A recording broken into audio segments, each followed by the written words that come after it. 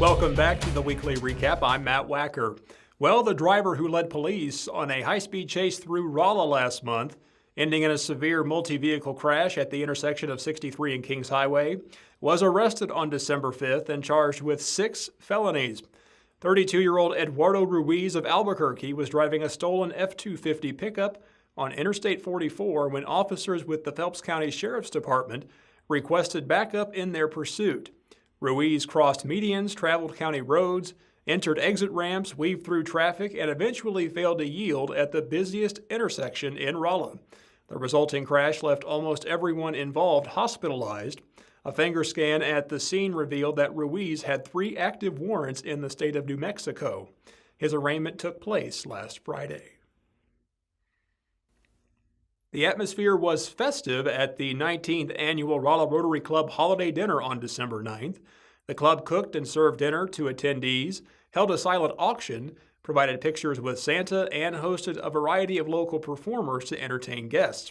Rolla Rotary was founded in 1935 and exists as part of Rotary International. Club member Terrace Cates says the event is the largest fundraiser of the year for the organization, whose mission is to provide humanitarian service, encourage high ethical standards in individuals and their professions, and help build goodwill and peace in the world.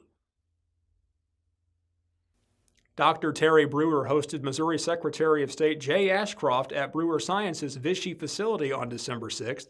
Dr. Brewer and Secretary Ashcroft discussed economic development issues ahead of the Missouri Legislature's 2019 session. In addition to discussing STEM education and rural broadband, they talked about how benefit corporations, or B Corps, could benefit Missouri's economy and communities. Dick and Cara Cole of Rolla have a unique hobby.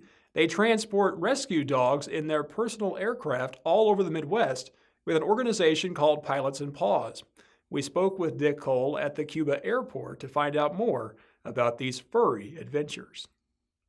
Pilots and Paws is a 501c3 nonprofit organization that was formed as a group to allow rescue groups and breed-specific groups to rescue animals, and then pilots to come together to move these dogs to a location to either be a foster home or what we call a forever home. And a lot of times when these dogs are rescued out of these high kill shelters, and they're put in there, they're called euthanized, that's because there's nobody in that local town or local area that goes into that shelter and picks that dog out. So a lot of times they have to move out of that town. And so that's where the benefit of general aviation comes in. Altogether, I've been flying this, we started, 2014, I think, was our first Pilots and Paws flight, I think. But for Pilots and Paws, we've flown all throughout Missouri. We've flown over to Kansas, we've flown down to Oklahoma, through Arkansas, we've gone over to Tennessee, we've been over to Illinois and Indiana, and been up to Iowa. Just earlier this year, we finally went over 24,900 miles, which is the circumference of the Earth. So we have flown that far just doing these dog rescue missions, or these Pilots and Paws missions. So that's pretty neat. And like I said, over 100 dogs. And I will tell you, every single dog, I think they realize they're being helped. And it's just, they're just so appreciative and loving.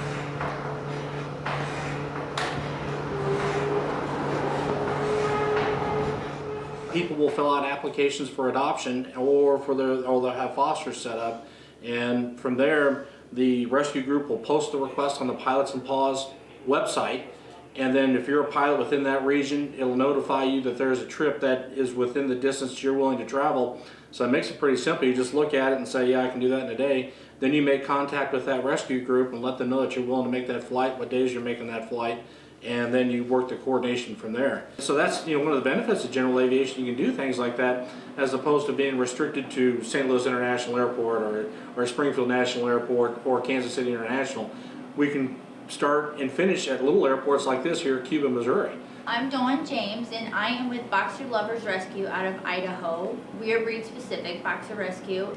I live here in Cuba, but we ship dogs all over the place. Without Pilots and Paws, it opened up a whole new world for us. We can't even get a commercial airplane to ship our dogs. So because of the smushy faces, when I discovered Pilots and Paws, it was like discovering sliced bread. It's really an amazing thing for all dogs, I mean, it's opened up the world as far as saving their lives.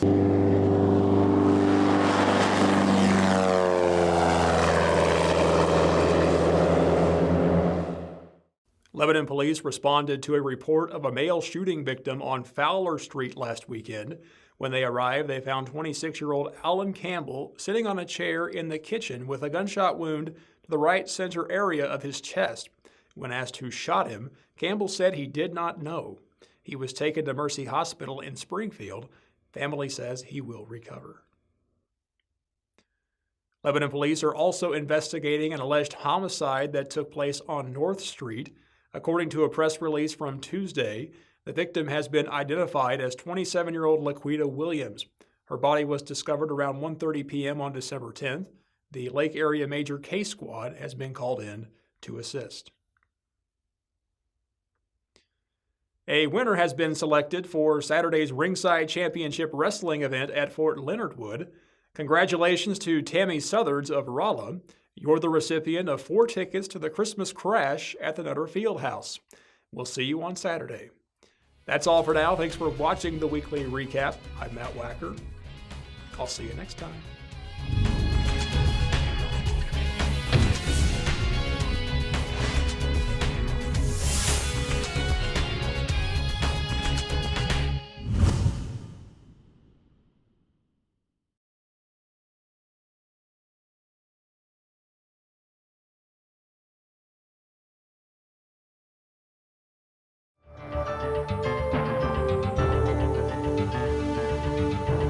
Whether you live in Thayer, Lebanon, Rolla, West Plains, or Salem, many of you are probably sprinting towards the holidays and checking items off your gift list.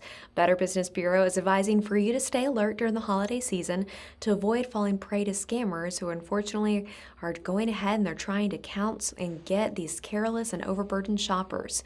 So the best way to thwart the scammers is to make sure that you're being cautious and working with BBB accredited trustworthy businesses. So there is a big common scam that's happening at the mall, online, or even could be in your email. It's online shopping scams. Everybody loves a great deal, but some websites are offering electronics, luxury goods, or even puppies at prices that are just too good to be true. Every holiday season, Better Business Bureau hears from shoppers who paid for the great deal online, but unfortunately they received little to nothing in return. BBB's advice: always look for BBB's accredited business seal when shopping online and click to confirm it's legitimate. If you are shopping on sites that you're not familiar with, check with their BBB business profiles. You can also confirm the company has a physical address and a telephone number. Any pages that you enter the personal or financial information at should have HTTPS, that S means secure, at the beginning of the address or URL. Also, online ads for hot toys and gadgets. You know what? There's going to be some great prices on Craigslist or eBay's, but sometimes scammers are creating these fake ads that aren't legitimate. So we want for you to shop wherever you shop to always look for transaction persons if you can, and make sure that if you're meeting in a public place, being very careful and cautious, perhaps meeting a local police department to make sure that you're being safe. Also, watch out for identity theft at the mall. When you're struggling with the bags of presents, identity thieves may see an opportunity to steal your wallet. So be very cautious and have a great holiday season, and above all, go to bbb.org.